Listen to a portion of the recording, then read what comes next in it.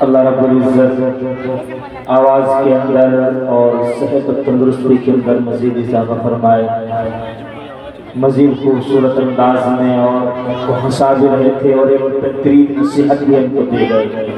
آئیے حضرات سامعین، اب میں ہمارے مہمان محترم جو کہ اتراکھنڈ کی سرزمین سے ہمارے یہاں تشریف لائے ہیں،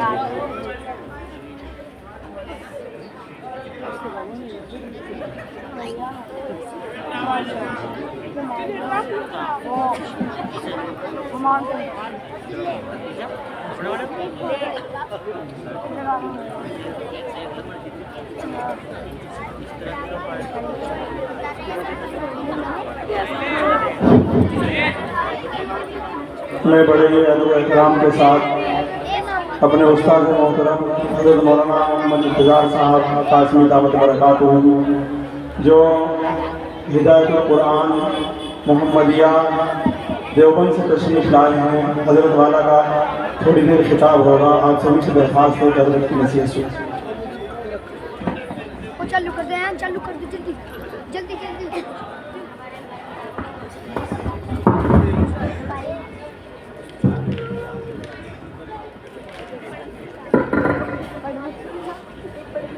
الحمد للہ وکفى وسلام على عباده الذين اصطفى، اما بعد فاعوذ باللہ من الشیطان الرجیم، بسم اللہ الرحمن الرحیم، انا نحن نزلنا الذکر وانا له لحافظون، یا ایہا الذین آمنوا اتقوا اللہ ولتنظر نفس ما قدمت لغد واتقوا اللہ ان اللہ خبیر بما تعملون، صدق اللہ العلی العظیم۔ محترم بزرگوں اور دوستوں، اسٹیج پر تشریف فرما علماء ربانیین، الحمدللہ ہمارا یہ پروگرام مغرب کے بعد سے بڑی ہی شان و شوکت سے چلتا ہوا آ رہا ہے، اور عزیزم مفتی محمد مرتضیٰ صاحب قاسمی دامت برکاتہم العالیہ آج کی ہماری اس روحانی و عرفانی محفل کے کو سجانے، سنبھالنے اور بنانے میں ان کا ایک بڑا اہم کردار ہے۔ جیسا کہ شروع میں معلوم ہوا تھا کہ یہاں پر کچھ بچے حافظ قرآن ہوئے اور کچھ بچوں اور کچھ بچیوں نے قرآن پاک کو ناظرہ مکمل کیا۔ دوستو، قرآن کا تعلق جس ذات سے بھی ہو جاتا ہے، وہ ذات ہر انسان سے اعلیٰ و عرفہ ہو جاتی ہے۔ قرآن جس نبی کے اوپر نازل ہوا، وہ نبی سب نبیوں کا سردار بن گیا۔ قرآن پاک کو جو ملائکہ جو فرشتہ لے کر آیا، وہ فرشتہ تمام فرشتوں کا سردار ہو گیا۔ جس مہینے کے اندر اس قرآن پاک کو نازل کیا گیا، وہ سال کے 12 مہینوں میں وہ مہینہ سب سے افضل، سب سے ابتر، سب سے اعلیٰ بن گیا۔ جس جگہ پر قرآن پاک کو بیٹھ کر پڑھا گیا، یاد کیا گیا، وہ جگہ دنیا میں سب سے افضل، سب سے اعلیٰ اور سب سے عرفہ ہو گئی۔ دوستو، ہم شکر گزار ہیں اپنے عزیزم مفتی محمد مرتضیٰ صاحب قاسمی دامت برکاتہم العالیہ کے کہ ننھے بچوں کو قرآن پاک کی دولت سے مالا مال کر دیا۔ میرے عزیز ساتھیوں، یہ مدرسے، یہ مکتب، یہ مسجد ہم سب کی ضرورت ہے۔ مدرسے کے محتاج ہم ہیں، مسجد کے محتاج ہم ہیں۔ اپنے بچوں کو قرآن پاک کی تعلیم حاصل کرنے کے لیے علماء، حفاظ اور قرآن کے محتاج ہم ہیں۔ ان علماء کا امت کے اوپر احسان عظیم ہے کہ یہ دن اور رات ایک کر کے ہمارے معصوم بچوں کو قرآن پاک کی دولت سے مالا مال کرتے ہیں۔ اس آیت کے اندر اللہ تبارک و تعالیٰ نے ایمان والوں کو خطاب کیا۔ غور کرنے کا مقام یہ ہے کہ خطاب کرنے والی ذات اللہ کی، جو احکم الحاکمین، زمین و آسمان کا پیدا کرنے والا، چاند سورج ستاروں کو روشنی دینے والا، بحر و بر کا مالک ہم سے خطاب کر رہا ہے۔ یہ شرف و عزت کی بات ہے۔ فرمایا کہ اے ایمان والو، اللہ سے ڈرو، اور چاہیے کہ ہر انسان غور کرے، سوچے اور اپنی زندگی کا، اپنے اعمال کا حساب و کتاب لگائے کہ 24 گھنٹے میں کتنے کام اللہ کی رضا کے لیے کیے اور کتنے کام اللہ کو ناراض کرنے کے لیے کیے۔ اپنی زندگی کا، اپنے اعمال کا حساب و کتاب لگانا چاہتا ہے۔ مادی چیزوں کا تو انسان مضبوطی سے، پابندی کے ساتھ گوشوارہ بناتا ہے، حساب و کتاب لگاتا ہے، یہی سبب ہے اس کی ترقی کا۔ اگر منافع ہو جائے تو بے پناہ خوش ہوتا ہے، اچھلنے لگتا ہے، کودنے لگتا ہے۔ اگر خدا نخواستہ نقصان ہو جائے تو پریشان ہو جاتا ہے، دعائیں کراتا پھرتا ہے، تعویذات کراتا ہے۔ مادی چیزوں کا تو انسان مضبوطی سے گوشوارہ بناتا ہے۔ کیا اللہ تبارک و تعالی ہماری زندگی کا، ہمارے اعمال کا حساب و کتاب نہیں لگا رہے ہیں؟ یقیناً لگا رہے ہیں۔ اس لیے اللہ تبارک و تعالی نے فرمایا وَإِنَّ عَلَيْكُمْ لَحَافِظِينَ كِرَامًا كَاتِبِينَ يَعْلَمُونَ مَا تَفْعَلُونَ۔ اللہ تبارک و تعالی نے ہر انسان کے ساتھ دو فرشتے مقرر کر رکھے ہیں جو انسان کے ہر عمل کو لکھتے ہیں۔ وہ سب جانتے ہیں جو ہم کرتے ہیں۔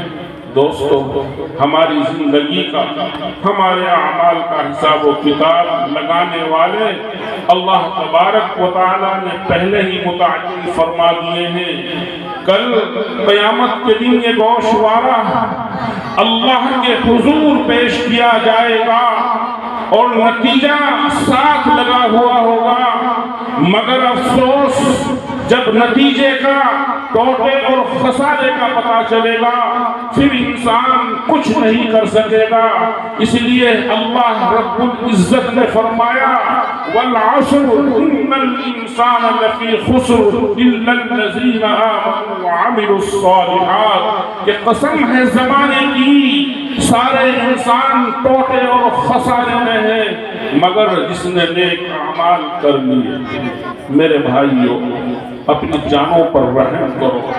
صحابہ کرام رضوان اللہ تعالی علیہم اجمعین سے زیادہ دین کی فکر کرنے والا، دین کی خاطر قیمتی سے قیمتی اور بڑھ چڑھ کر قربانی دینے والا قوم ہوگا، مگر پھر بھی وہ ہر دم اپنے نفس کا محاسبہ کرتے رہتے تھے۔ ہر روز نہیں بلکہ ہر لمحہ وہ اپنے نفس کو ٹٹولتے رہتے تھے اور آخرت کے اعتبار سے ان پر بڑی فکر سوار رہتی تھی۔ حالانکہ اللہ اور اس کے رسول کی نظر میں ان کا بڑا مقام، چنانچہ اللہ تبارک و تعالی نے فرما دیا رضی اللہ عنہم ورضوا عنہ، اللہ ان سے راضی ہو گئے اور وہ اللہ سے راضی ہو گئے، مگر پھر بھی وہ ہر دم اپنے نفس کا محاسبہ کرتے رہتے تھے۔ ایک مرتبہ دیکھا گیا کہ حضرت حنظلہ رضی اللہ تعالیٰ عنہ راستے میں چلے ہوئے آ رہے ہیں. سیدنا صدیق اکبر رضی اللہ تعالیٰ عنہ سے ملاقات ہو گئی. سیدنا صدیق اکبر رضی اللہ تعالیٰ عنہ نے معلوم کیا کہ اے حنظلہ کیوں پریشان ہو, کیا بات ہو گئی؟ حضرت حنظلہ رضی اللہ تعالیٰ عنہ نے بڑے ہی درد انگیز لہجے میں فرمایا کہ اے صدیق, حنظلہ تو منافق ہو گیا. سیدنا صدیق اکبر رضی اللہ تعالی عنہ نے فرمایا کہ معاذ اللہ, کیا کہتے ہو, کیا ایسا بھی ہو سکتا ہے؟ تو عرض کیا کہ اے صدیق, جس وقت میں تاجدار بدخا محمد رسول اللہ صلی اللہ علیہ وسلم کی مجلس میں ہوتا ہوں, آپ کی محفل میں ہوتا ہوں, آپ جنت اور دوزخ کا ذکر فرماتے ہیں, تو اس وقت میرا دل ایک دم نرم ہو جاتا ہے, گویا کہ جنت اور دوزخ میرے سامنے موجود. لیکن جیسے ہی میں آپ کی مجلس سے, آپ کی محفل سے فارغ ہو کر اپنے اہل و عیال میں جا کر ملتا ہوں تو وہ کیفیت ختم ہو جاتی ہے. سیدنا صدیق اکبر رضی اللہ تعالی عنہ نے فرمایا کہ یہ بات کو میرے ساتھ بھی ہوتی ہے. چنانچہ دونوں کے دونوں آقا رحمت محمد رسول اللہ صلی اللہ علیہ وسلم کی خدمت میں حاضر ہوئے اور جا کر رحمت عالم میں عرض کیا کہ یا رسول اللہ, حنظلہ تو منافق ہو گیا.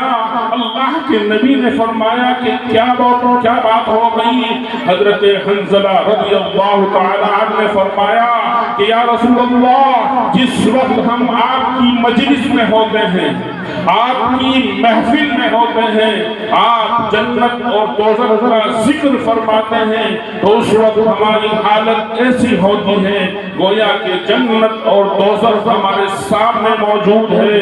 لیکن جیسے ہی ہم آپ کی مجلس سے, آپ کی محفل سے فارغ ہو کر اپنے اہل و عیال میں آ کر ملتے ہیں تو وہ کیفیت ختم ہو جاتی ہے. اللہ کے نبی محمد رسول اللہ صلی اللہ علیہ وسلم نے فرمایا کہ اس ذات کی قسم کہ جس کے قبضے میں میری جان ہے, اگر ہر وقت تمہارا وہی حال رہے جیسا کہ میرے سامنے رہتا ہے تو خدا کی قسم فرشتے تم سے راستوں میں مصافحہ کرتے رہے. ایک مرتبہ حضرت مولانا رشید احمد گنگوئی رحمت اللہ علیہ دارالعلوم دیوبند تشریف لائے.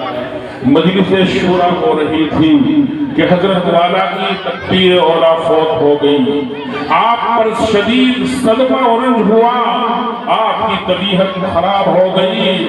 خادموں نے معلوم کیا کہ حضرت کیا بات ہو گئی, تو آپ نے فرمایا کہ مجھے افسوس اس بات کا ہے کہ آج 20 سال کے بعد میری تکبیر اولا فوت ہو گئی. آج ہم سب اپنے نفس کا محاسبہ کریں, اپنی زندگی کا گوشوارہ بنائیں. 20 سال تو کیا 20 گھنٹے بھی ایسے نہیں گزرتے کہ جن میں تکبیر اولا فوت ہو جائے.